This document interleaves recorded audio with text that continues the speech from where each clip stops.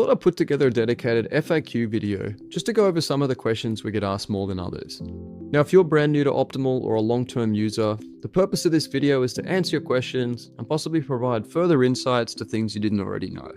Let's dive in. Now, a big question we get asked a lot is, why is my Optiml plan making these certain deposits or withdrawals? So it's important to take a step back to understand the different strategies you can run in Optiml and why your financial plan is doing certain things. So just taking a step back to looking at the strategies page, your plan, specifically the deposit and withdrawal strategy, is all going to be built around the type of strategy you select. And these strategies have very different goals, so very different paths forward in terms of your deposits and withdrawals.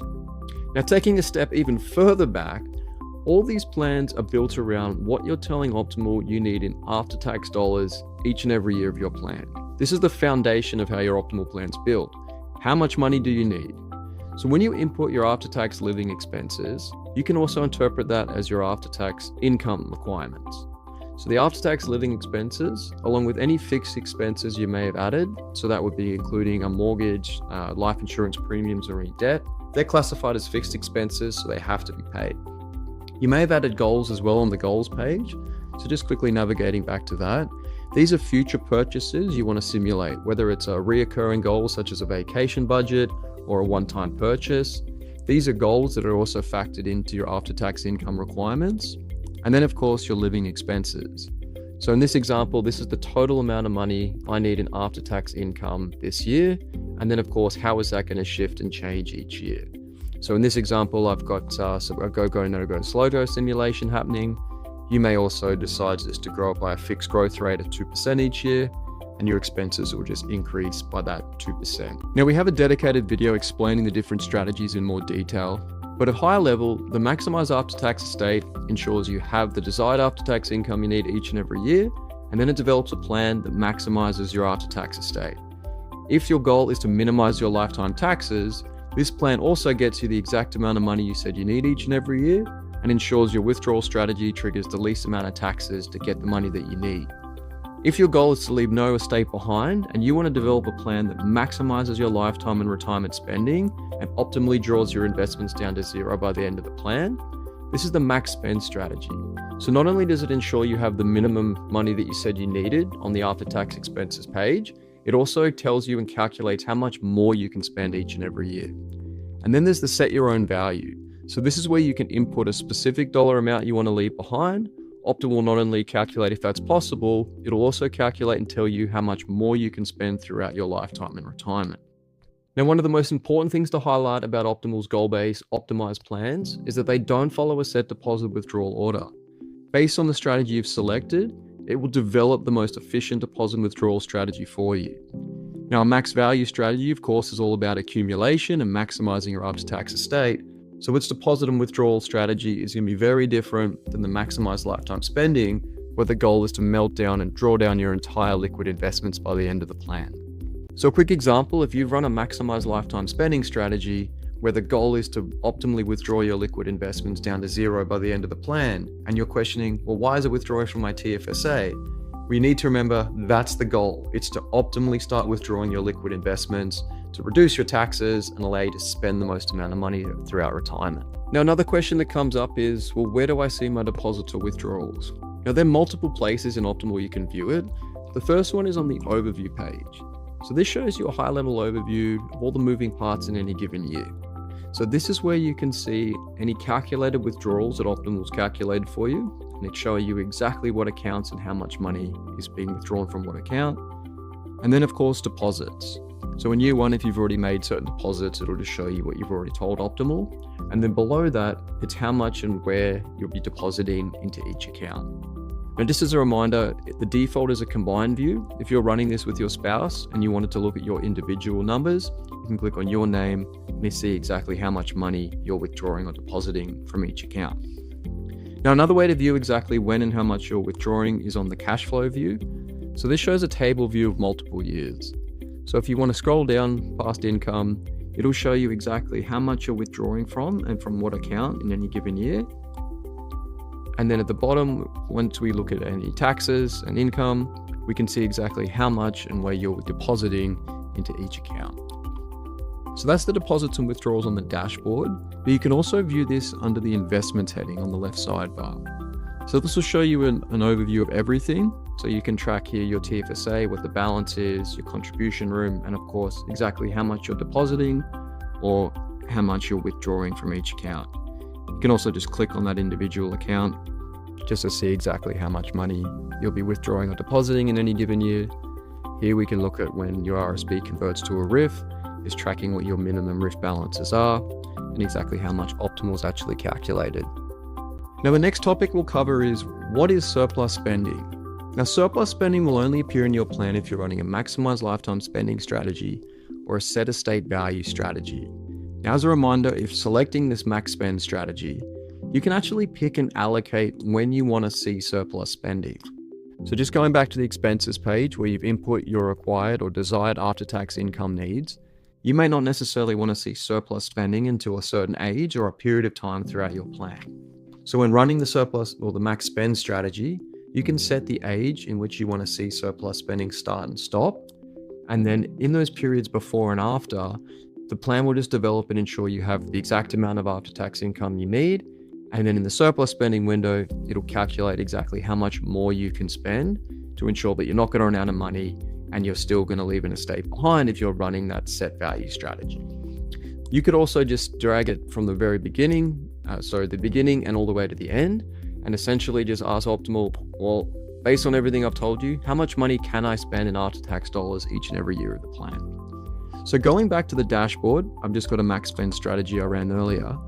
Under expenses, you'll notice the designated surplus spending row. And this is where it'll calculate and tell you exactly how much more you can spend each and every year. And that's factored into the total after-tax annual income you have. So here I'm showing that I'm not starting my surplus spending until 2032, age 45. And then we'll see exactly how much more I can spend on top of my after-tax income needs until it stops at a certain period from 80 onwards, and then it just drops back down to the after-tax income I needed each and every year. Now another question that comes up is, how do you know if your plan is successful? Now anytime you make edits to your plan, you select your strategy and run a new plan, it'll populate on the plan summary page. And right away it will highlight if the plan was successful.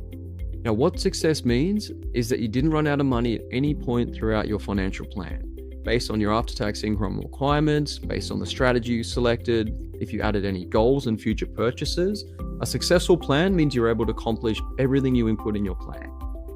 Now, if you did run a plan in Optiml and it came back as a plan shortfall, it simply means that at least in 1 or more years, you didn't have enough money to cover your after-tax income requirements. Now, we'll show you a high-level overview of how many years there was a shortfall, and you can actually click to view those shortfalls. So this will take you to the expenses page, and it has a designated shortfall row. So I'm just going to go back to the beginning here. This is how much money I've input I said I need each and every year. And for multiple years, I have exactly how much money I said I needed, and I can cover my after-tax income requirements. Then I have a shortfall in a certain period. So this actually shows how much money I said I needed and how much money there was a shortfall and what I can actually afford to spend in these given years. Now this is a bit of an extreme case, but it just shows exactly how much money you're short each and every year. So this can help guide you to think, okay, well, do I have to reduce my after-tax income requirements? Do I need to possibly work more? Maybe you added a goal in the future that caused that shortfall. So the shortfall plan won't just say, sorry, failed plan, try again. It gives you the insights to show you exactly how much money you can afford throughout the plan. Another thing to highlight is, let's say you selected a tax efficient strategy such as the max value strategy or the minimize my lifetime taxes strategy, and then it's come back as a planned shortfall. What's actually happened is it's no longer running that tax efficient optimized plan, given that you simply don't have enough money to even optimize. So on the strategy breakdown, it'll show you the strategy that you selected, but then highlight that it's actually run a shortfall plan, just to give you the insights to show you when and how many years you have shortfalls. Now, a shortfall plan will also defer back to a quick traditional plan, meaning it has a set deposit, it has a set withdrawal order. It's not a tax efficient strategy. So again, if you ran a max value strategy and you're questioning, well, why is it making these certain deposit or withdrawals? Well, again, it's not a tax efficient strategy. It's actually a failed plan. You ran out of money, but it's able to develop a plan just to show you exactly how much money you can afford. What you can then do with that information is go back to your inputs, review what your expenses are, and then consider possibly reducing your after-tax income requirements to ensure that you don't have a planned shortfall. Does Optiml have the ability to stress test my plan against recessions, market volatility, and different inflation rates? Yes, we have a designated feature called the Success Score. Now this is found under Insights on the left-hand sidebar and selecting Success Score. So what this will do is allow you to build up your own automatic scenarios. So you can let Optiml auto-generate up to 50 for you. You don't have to let it run for all 50. I'm just going to stop it here just to show you we've auto-generated some scenarios. Now this will show you the average growth, average inflation, a range of growth rates. You can click into any of these scenarios to see exactly what the investment growth rates are in any given year. Now we can see there's some extreme returns, both positive and negative, but on average it's a 5.1% growth. You can also add your own custom scenarios. So here I can just name it, whether I want to simulate a recession, let's say next year, 2-year recession, and I'm going to add that we now have negative growth rates. Now you can come in and manually adjust the growth rates. You can generate historical growth rates based on what your portfolio looks like as of today, whether it's best case, worst case, or an average scenario. This will poll historical growth rates based on what your portfolio is made up of. So we can save the scenarios. We can now run the analysis. So what this is doing is taking your entire financial plan. It's factoring in everything, your retirement age, your spending requirements, the strategy that you're running, and it's running it against different market conditions that we've just created in those scenarios to see how many pass, how many fail, and then provide insights into what may have led your plan to shortfall in any given year. Now in this quick example, I ran all 7 pass, so it's showing me a 100% success rate. This will also show me each of the different scenarios and how my portfolio tracked over time. This will show me my pre-tax and after-tax estate and how they impacted and changed based on the different rates and inflation. And then just show you a high-level overview of the successful plans, whether you wanted to look into a specific plan or look into your failed scenarios to see exactly when you first saw a shortfall and what may have led to that shortfall. Another question we get asked is, can I compare 2 plans against one another in Optiml? The answer is yes. We have a designated feature called Compare Plans. So under Insights on your left sidebar, you can select the Compare Plans feature.